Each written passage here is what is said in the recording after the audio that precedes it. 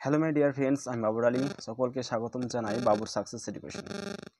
আমি আজকে তোমাদের সামনে দশম শ্রেণীর অভিষেক কবিতাটি নিয়ে আলোচনা করব। তো এই কবিতাটি আলোচনার পূর্বে এই কবিতার বিষয়বস্তু জানতে হলে তার পূর্ববর্তী ঘটনাটা আমাদের জানা দরকার। সেজন্যে আমরা তার পূর্ববর্তী ঘটনাটা আগে আমরা জেনে নেব। তো চলো স্ক্রিনের সাহায্যে তোমাদের দেখাই। অযোধ্যা যে নগর বা অযোধ্যার যিনি রাজা তার নাম হলো দশরথ। এই দশরথের অনেক স্ত্রী ছিল, তার মধ্যে তার প্রিয় 3 স্ত্রীর নাম হচ্ছে প্রথম স্ত্রীর নাম হলো কৌশলা, দ্বিতীয় স্ত্রীর নাম হলো কইকেয়ী এবং ছোট স্ত্রীর নাম হলো সুমিত্রা। এখন এই 3 স্ত্রীর প্রথম স্ত্রী কৌশলার পুত্রের নাম হচ্ছে এই রামচন্দ্র এবং মধ্যমা স্ত্রী কইকেয়ী তার পুত্রের নাম হচ্ছে ভরত এবং সুমিত্রার যমজ সন্তান হলো লক্ষণ এবং শত্রুঘ্ন। এক সময় দশরথ গুরুতর অসুস্থ হয়ে পড়ে এবং তাকে সেবা শুশ্রূষা দিয়ে সুস্থ করে তোলেন তার মধ্যমা স্ত্রী কইকেয়ী। এবং রাজা দশরথ খুশি হয়ে কইকেয়ীকে 2টি বর দেয়। কিন্তু এই কইকেয়ী চতুর চালাক নারীর মতো দশরথকে বলেন, অর্থাৎ রাজাকে বলেন যে এই বর 2টি তিনি তার সময় মতো বা প্রয়োজন মতো সে চেয়ে নেবে। এবার কিছুদিন যাওয়ার পর দশরথ তার সিংহাসনে, অর্থাৎ তিনি রাজার পরে তার ছেলেদের মধ্যে যে যোগ্য সে হবে রাজা, অর্থাৎ বড় ছেলেই হয় সাধারণত রাজার ছেলে রাজা পরম্পরা। সেই হিসাবে দশরথ সিংহাসনে বসান কাকে? রামচন্দ্রকে। এই রামচন্দ্রকে যখন সিংহাসনে রাজা দশরথ বসায় তারপর থেকেই কিন্তু কইকেয়ীর মনে বেশ ঈর্ষা জন্মায়, হিংসা জন্মায় এই রামচন্দ্রের প্রতি, রাজার প্রতি তার অসন্তুষ্ট হয়ে পড়ে সে। তখন এই কইকেয়ী রাজা যে দেব বলেছিল 2টি বর, সেই 2টি বর কিন্তু চেয়ে বসে। বর 2টি কি না, প্রথম বর হচ্ছে যে এই রামচন্দ্রকে না 14 বছরের জন্য বনবাস দিতে হবে এবং সিংহাসনে ভরতকে বসাতে হবে, অর্থাৎ কইকেয়ী তার ছেলেকে সিংহাসনে যাতে বসায়, এই জন্য রাজাকে এই 2টি বর চাইল। সেই কথা মতো রাজা দশরথ রামচন্দ্রকে 14 বছরের জন্য বনবাস দেন এবং বনবাসে রামচন্দ্রের স্ত্রীর নাম হলো সীতা এবং রাম দুজনে, এবং তার প্রিয় ভাই লক্ষণ নিজে থেকেই রামের সঙ্গে এই 14 বছরের বনবাসে তার সাথ দিয়েছিল। এই হলো রামচন্দ্রের বংশ পরিচয়। চলো আমরা এবার একটু ডান দিকে দেখে নাও। নিকোষা, এই রাবণের মায়ের নাম হলো নিকোষা। এই নিকোষার গর্ভজাত 4 ছেলে মেয়ে, তার মধ্যে বড় ছেলের নাম হলো রাবণ, তারপরে কুম্ভকর্ণ, সুপর্ণরেখা হলো তার মেয়ে এবং বিভীষণ হলো ছোট ছেলে। এরা 4 ভাই বোন।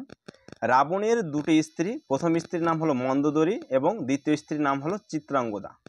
প্রথম স্ত্রী মন্দোদরীর পুত্রের নাম হলো এই মেঘনাদ বা ইন্দ্রজিৎ। মেঘনাদ নাম কেন হয়েছে না, এই ইন্দ্রজিৎ যখন জন্মগ্রহণ করে, এই তখন মানে মন্দোদর গর্ভজাত সন্তান যখন জন্মগ্রহণ করেন তখন প্রচুর পরিমাণে আকাশে মেঘ গর্জন করছিল, তাই তার নাম মেঘনাদ। এবং ইন্দ্রজিৎ তার নাম আর একটা রাখা হয়েছে কারণ যে তিনি দেবরাজ ইন্দ্রকে যুদ্ধে পরাস্ত করেন, অর্থাৎ ইন্দ্রকে জয় করেন, এর জন্য এর নাম ইন্দ্রজিৎ হয়েছে। আচ্ছা, মন্দোদরীর তাহলে ছেলের নাম মেঘনাদ এবং চিত্রাঙ্গদার ছেলের নাম হচ্ছে এই বীরবাহু। চিত্রাঙ্গদার ছেলের নাম হলো এই বীরবাহু। এখন এই কবিতার মধ্যে যে সংঘাত হচ্ছে কি না, রামচন্দ্র এই বীরবাহুকে হত্যা করেছে। এখন রামচন্দ্র এই বীরবাহুকে কেন হত্যা করলো তার একটু বিষয় আমরা একটু জেনে নিই। চলো দেখো, আমি বলেছিলাম যে এই রামচন্দ্রকে 14 বছরের জন্য বনবাস দিয়েছিল। তো কোথায় বনবাস দিয়েছিল? বনবাসে কোথায় এসেছিল? সে পঞ্চবটি বনে এসেছিল।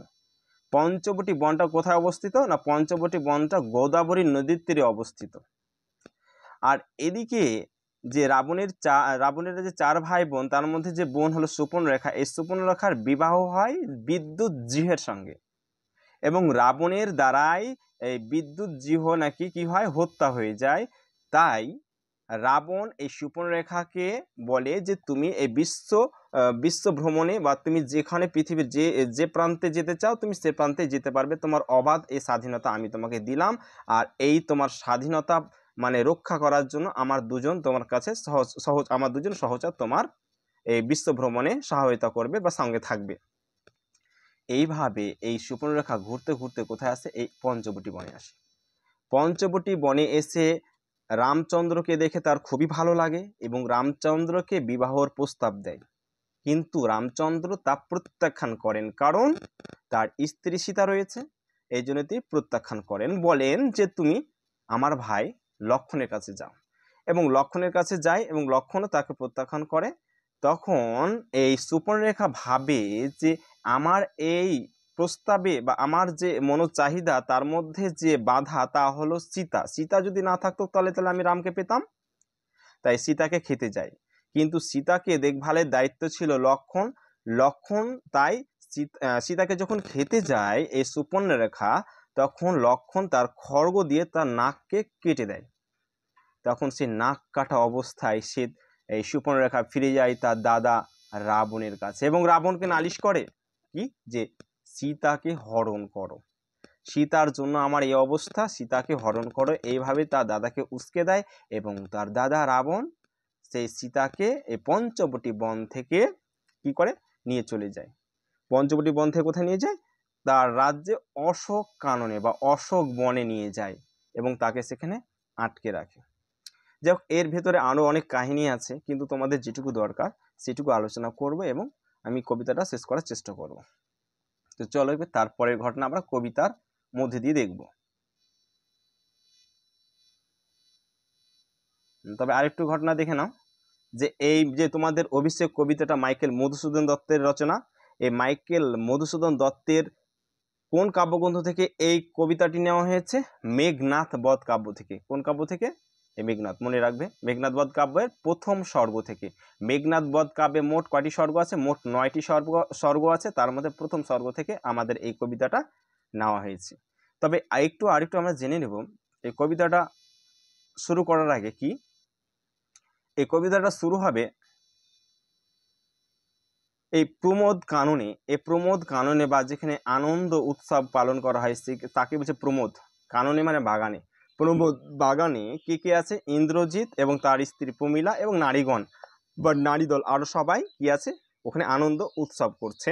আর ইন্দ্রজিতের পালনকারিণী মাতা প্রভাসা ছদ্মবেশী, মানে ইন্দ্রজিতের পালনকারিণী মা মানে ধাত্রীমা না, মানে ধাইমা মানে গর্ভধারিণী মা না, যে পালন করেছে সেই মার ছদ্মবেশে, অর্থাৎ সেই মার নাম ছিল প্রভাসা, তার ছদ্মবেশে দেবী লক্ষ্মী এই প্রমোদ কাননে আসে। তো দেবী লক্ষ্মী এই প্রমোদ কাননে কেন আসে? তার কারণ হলো যে এই খবর দিতে যে বীরবাহু হত্যা হয়েছে রামের দ্বারা এবং তারই শোকে রাবণ যুদ্ধে যাওয়ার জন্য সসৈন্যে সাজছেন, এই খবরটা দিতে। বুঝতে পেরেছি? চলো এবার কবিতার মধ্যে দেখিনি।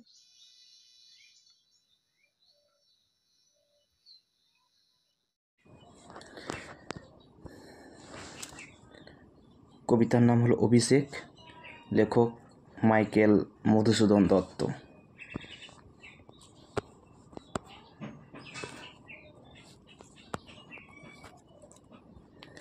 দেখো, কনক আসন ত্যাজি বীরেন্দ্র কেশরী ইন্দ্রজিৎ প্রণমিয়া ধাত্রীর চরণে। অর্থাৎ কনক আসন ত্যাজি মানে সোনার আসন ত্যাগ করে বীরেন্দ্র কেশরী ইন্দ্রজিৎ অর্থাৎ বীর শ্রেষ্ঠ ইন্দ্রজিৎ প্রণমিয়া অর্থাৎ প্রণাম করল ধাত্রীর চরণে। ধাত্রী মানে ধারণকারিণী, অর্থাৎ এখানে পালনকারিণী মায়ের চরণে। কহিলা অর্থাৎ বলিল, কি হেতু মাত গতি তব আজি এ ভবনে, কহ দাসে লঙ্কার কুশল। অর্থাৎ কি হেতু মানে কি কারণে, মাতো মানে মাগো, গতি তব আজি মানে তোমার আগমন আজি এ ভবনে অর্থাৎ এই গৃহে, কহ দাসে লঙ্কার কুশল অর্থাৎ এই তোমার দাসকে লঙ্কার কি কুশল বার্তা কি মঙ্গল বার্তা বলো। এখন বলছে যে গতি তব আজি এ ভবনে। এ ভবনে বলতে কোথায় না, রাবণ পুত্র ইন্দ্রজিৎ যখন প্রমোদ কাননে তার স্ত্রী প্রমীলাকে নিয়ে মত্ত এবং নারীগণকে নিয়ে মত্ত সে প্রসাদে এখানে সেই প্রসাদকে এখানে ভবন বলা হয়েছে। এবার বলছে শিরচুম্বী শিরোচুম্বী ছদ্মবেশী অম্বরাশি সুতা উত্তরিলা। যখন প্রশ্ন করেছে ইন্দ্রজিৎ রাবণপুত্র যে কহ দাসে লঙ্কার কৌশল, তখন তার উত্তরে মাথা চুম্বন করে ছদ্মবেশী অর্থাৎ ছদ্মবেশ ধারণকারী অম্বরাশি সুতা অর্থাৎ সমুদ্রের কন্যা, সুতা মানে কন্যা, সমুদ্রের কন্যা, এখানে সমুদ্রের কন্যা হচ্ছেন দেবী লক্ষ্মী, উত্তরিলা অর্থাৎ উত্তর দিচ্ছেন। কি বলছে? হাই পুত্র, কি আর কহিব কনক লঙ্কার দশা। আক্ষেপ করে বলছে যে হাই পুত্র, কি আর কহিব কনক লঙ্কার দশা, লঙ্কার সেই দুর্দশা করুণ অবস্থা। না ঘোর তর রণে হত প্রিয় ভাই তব বীর বাহুবলী। ঘোরতর রণে অর্থাৎ ভয়ঙ্কর, ঘোরতর মানে ভয়ঙ্কর, রণে মানে যুদ্ধে, ভয়ঙ্কর যুদ্ধে, হত মানে হত্যা হয়েছে, প্রিয় ভাই তব মানে তোমার, বীর বাহু বলি, বলি মানে বীর, অর্থাৎ তোমার বীর শ্রেষ্ঠ ভাই বীরবাহু ভয়ঙ্কর যুদ্ধে হত্যা হয়েছে। তার শোকে মহাশোকে রাক্ষস অধিপতি। তার শোকে অর্থাৎ তোমার সেই বীরবাহু ভাইয়ের শোকে মহাশোকী রাক্ষস অধিপতি, এখানে রাক্ষস অধিপতি হচ্ছেন রাবণ। তাই সসৈন্যে সাজেন আজি যুঝিতে আপনি। সসৈন্যে মানে সৈন্যের সহিত বর্তমান অর্থাৎ সৈন্যসহ সাজছেন আজ, যুঝিতে মানে যুদ্ধ করতে, আপনি অর্থাৎ নিজেই। এখানে রাবণ তার পুত্রের হত্যায় শোকার্ত হয়ে পুত্রের হত্যার প্রতিশোধ নিতে সৈন্যসহ নিজেই সাজছেন যুদ্ধযাত্রা করার জন্যে।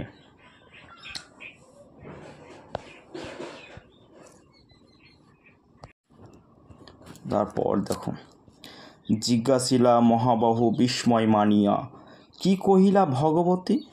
অর্থাৎ যখন তার মাতা এখানে ছদ্মবেশ ধারণকারী দেবী লক্ষ্মী যখন বলছেন যে তোমার ভাই হত্যা হয়েছে এবং তার শোকে শোকার্ত হয়ে তোমার বাবা রাবণ নিজেই যুদ্ধসজ্জায় সজ্জিত হচ্ছেন, এই কথা শুনে জিজ্ঞাসা করছে মহাবাহু অর্থাৎ এখানে ইন্দ্রজিৎ, বিস্ময় মানিয়া অর্থাৎ বিস্ময় মানে আশ্চর্য হয়ে জিজ্ঞাসা করছে, আশ্চর্য মনে করে জিজ্ঞাসা করছে কি কহিলা ভগবতী।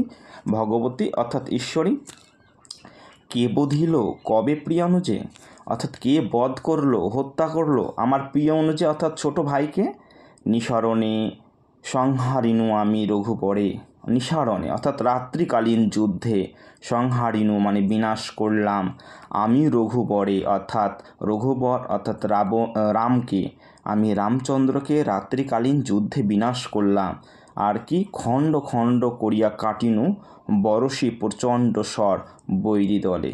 এবং খণ্ড খণ্ড করে কেটেছিলাম বরশি অর্থাৎ বর্ষণ করে, প্রচণ্ড স্বর অর্থাৎ তীর দিয়ে বৈরী দলে অর্থাৎ শত্রু দলকে আমি খণ্ড খণ্ড করে কেটেছি। তবে এ বার্তা, এ অদ্ভুত বার্তা জননী। বলছে তবুও এই বার্তা তুমি নিয়ে এসছো, এই বার্তা অদ্ভুত অর্থাৎ এ মেনে নেওয়ার মতো নয়।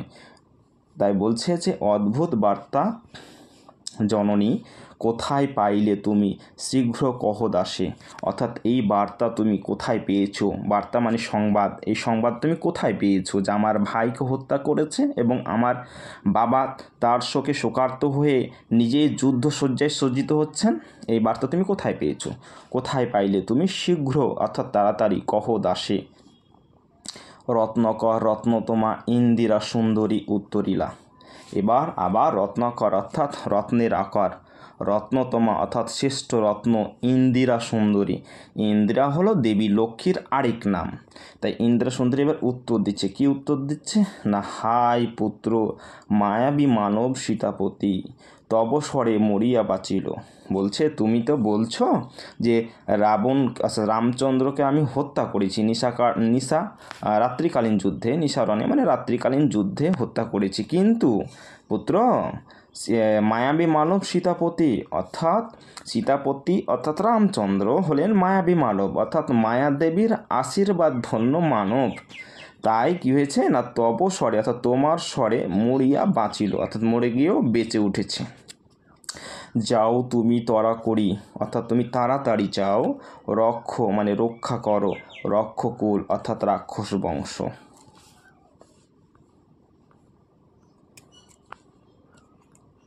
রাক্ষস বংশ, মান, মান মানে মর্যাদা, মান মর্যাদা তুমি রক্ষা করো এ কাল সমরে, অর্থাৎ এ কাল সমরে মানে এই ভয়ঙ্কর যুদ্ধে, সমরে মানে যুদ্ধে, এ ভয়ঙ্কর যুদ্ধে ও রক্ষ চূড়ামণি, তুমি হলা রাক্ষস বংশের চূড়ামণি। এই কথা শুনে তখন এবার ইন্দ্রজিতের কি প্রতিক্রিয়া দেখো।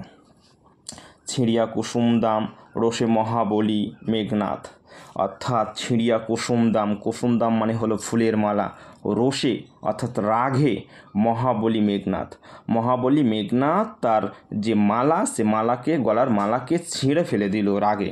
ফেলাইরা কনক বলাই দূরে, অর্থাৎ কনক বলাই মানে সোনার বালা, ফেলাই দিল, দূরে ফেলে দিল, অর্থাৎ তার হাতের যে কনক বলাই ছিল সেটাকে দূরে ফেলে দিল। আর কি করছে না, পদতলে পড়ি শোভিল কুণ্ডল, আর পায়ের তলে পড়ে শোভিল কুণ্ডল, অর্থাৎ শোভা পেল। কুণ্ডল মানে হলো কানের অলঙ্কার।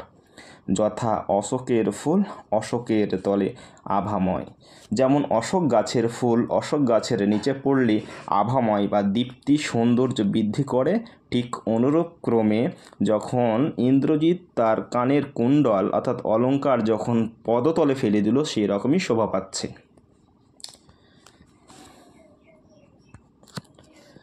যে ধিক মোড়ে কহিলা গম্ভীরে কুমার, অর্থাৎ নিজেকে ধিক্কার দিচ্ছেন, ধিক্কার দিয়া কহিলা গম্ভীরে কুমার। আবার কি কহিলেন, যে ধিক মোড়ে বরিদল বেড়ে স্বর্ণ লঙ্কা, হেথা আমি বামা দল মাঝে, অর্থাৎ যে সময় কিনা বৈরী দল মানে শত্রু দল বেড়ে মানে বেষ্টন করিয়া আছে, ঘিরে রয়েছে স্বর্ণ লঙ্কাকে আমাদের, আর হেথা এখানে আমি বামা দল মাঝে অর্থাৎ নারী দল মাঝে, এ কি সাজে আমারে দশানন আত্মজ আমি ইন্দ্রজিৎ।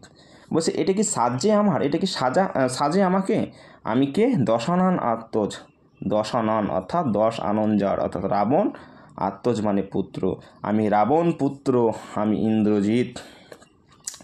আনুরথ তরা করি ঘুচাবো এই অপবাদ বথি রিপুকুলে, অর্থাৎ বলছেন যে আনুরথ তরা করি, তাড়াতাড়ি রথ আনো, ঘুচাবো এই অপবাদ বথি রিপুকুলে, অর্থাৎ রিপুকুলকে বধ করে আমি আমার এই অপবাদ আমি ঘুচাতে চাই।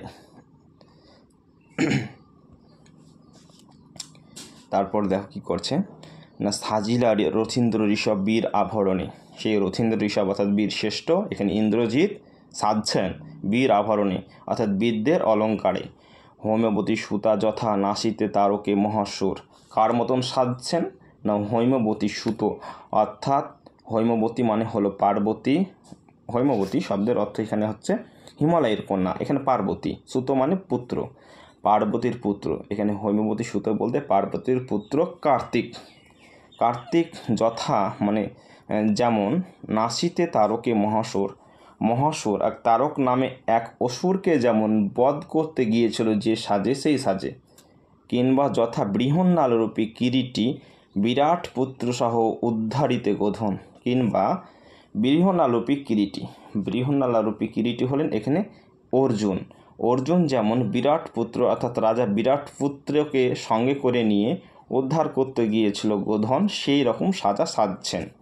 সাজিলা সুর শ্রমী বৃক্ষ মূলে, সাজছেন সুর অর্থাৎ বড় গাছ, শ্রমী বৃক্ষ মূলে, সুর মানে এখানে বীর, সাজিলা সুর অর্থাৎ সাজছেন বীর, শ্রমী বৃক্ষ মূলে অর্থাৎ ছাল বাকলযুক্ত গাছের মূলে মানে গোড়ায়। মেঘবর্ণ রথ চক্র বিজুলির ছটা, ধ্বজ ইন্দ্রচাপ রূপী তুরঙ্গম বেগে আশুগতি, অর্থাৎ তার মেঘবর্ণ রথ, অর্থাৎ তার রথের বর্ণ হলো মেঘবর্ণ এবং চাকাতে বিজলির ছাটা মারছে, ধ্বজ ইন্দ্রচাপ রূপী এবং তার ধ্বজ মানে পতাকা, পতাকাটা ইন্দ্রচাপ, ইন্দ্রচাপ অর্থাৎ চাপ মানে হলো ধনুক, ইন্দ্রের ধনুক রূপী তার ধ্বজাটা বা পতাকাটা, তুরঙ্গম বেগে আশুগতি, অর্থাৎ তার রথটা তুরঙ্গম বেগে অর্থাৎ ঘোড়ার বেগে তিনি ছুটে আসছে, ক্ষিপ্র পদে অর্থাৎ দ্রুতগতি, আশুগতি মানে দ্রুতগতি। রথে চড়ি বীর চূড়ামণি বীর দর্পে, অর্থাৎ রথের চড়ে বীর চূড়ামণি, এখানে বীর চূড়ামণি হলেন ইন্দ্রজিৎ, ইন্দ্রজিৎ বীর দর্পে অর্থাৎ বীরদের মতন চাপছেন, কোথায়, রথে। হেনকালে অর্থাৎ এমন সময় প্রমীলা সুন্দরী ধরিপতি কর যুগ, এমন সময় প্রমীলা সুন্দরী হলেন দেবরাজ ইন্দ্রজিতের স্ত্রী প্রমীলা তখন ধরি মানে ধরল, পতি মানে স্বামীর কর যুগ অর্থাৎ হাত দুটোকে। হায় রে জ্যামতি হৈমলতা আলিঙ্গয়ে তরুকলেশ্বর। যেমন হৈমলতা অর্থাৎ লতানো গাছগুলো, যেমন এখানে লতানো গাছ বলতে স্বর্ণলতা, এই স্বর্ণলতা গাছ যেমন অন্য গাছকে লেপ্টে ধরে থাকে, সেই রকমভাবে তার হাত দুটোকে ধরলো। তারপর কি করছে, কহিয়া কাঁদিলা ধনী হলেন এখানে প্রমীলা এবার কেঁদে বলছেন, কোথা প্রাণ সখে রাখিয়ে দাসিরে কহ চলিলা আপনি। বলছে, ওরে প্রাণ সখা, তুমি আমাকে অর্থাৎ তোমার এই দাসীকে রেখে কোথায় চললেন? কেমনে ধরিব প্রাণ অর্থাৎ কেমন করে প্রাণ বাঁচিয়ে রাখবো তোমার বিরহে মানে তোমার বিচ্ছেদে এই অভাগী। হায় নাথ মানে হায় স্বামী, গহন কাননে মানে গভীর বনে, ব্রততি বাঁধিলে সাধে কড়িপদ অর্থাৎ ব্রততি মানে লতা যদি বাঁধে কড়িপদ অর্থাৎ কড়িপদ মানে হাতির পায়ে, যদি তার রঙ্গরসে মন না দিয়া মাতঙ্গ যায় চলি, তবু তারে রাখে পদাশ্রয়। অর্থাৎ হাতির পায়ে যদি কোনো ব্রততি মানে লতা বেঁধে যায়, তবে তার প্রতি তিনি ভ্রুক্ষেপ না করে তার লতাকে পায়ে নিয়েই সে এগিয়ে যায়।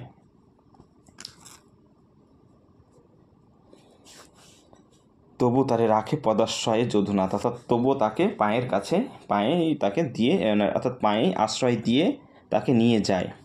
তবে কেন তুমি গুণনিধি, তবে তুমি কেন তবে অর্থাৎ তুমি বলতে এখানে ইন্দ্রজিৎকে বলছে, তার স্বামীকে বলছে যে কেন তুমি গুণনিধি ত্যাজ কিঙ্করীরে আজি, অর্থাৎ তোমার এই দাসীকে কেন তুমি আজ ত্যাগ করছো, তুমি গুণের ভাণ্ডার হয়েও। হাসি উত্তরিলা মেঘনাথ, এই কথা শুনে উত্তর দিচ্ছেন মেঘনাথ হেসে কি না, ইন্দ্রজিতে জিতি তুমি সতী, অর্থাৎ ইন্দ্রজিৎকে তুমি জিতে তুমি সতী অর্থাৎ সতী সাবিত্রী, তুমি একজন নারী, তুমি আমাকে জয় করেছ। সতী বেঁধেছ যে দৃঢ় বাঁধে, কে পারে খুলিতে সে বাঁধে, অর্থাৎ তুমি যে ভালোবাসার বন্ধন দিয়ে আমাকে বেঁধে রেখেছো শক্ত বাঁধে, সে বাঁধন কেউ কি খুলতে পারে? তরায় আমি আসিব ফিরিয়া কল্যাণী, তরায় অর্থাৎ তাড়াতাড়ি আমি ফিরে আসব, সমরে নাশী অর্থাৎ যুদ্ধে নাশ করে, তোমার কল্যাণে রাঘবে অর্থাৎ তোমার মঙ্গলে আমি রাঘবকে অর্থাৎ রামকে হত্যা করে খুব তাড়াতাড়ি ফিরে আসব। বিদায় এবে দেহ বিধুমুখী অর্থাৎ বিদায় এবার দাও বিধুমুখী। এই প্রথম পর্ব এ পর্যন্তই থাক, সেকেন্ড পর্বে আমি এই পুরোটা শেষ করব। আজকে এই পর্যন্তই।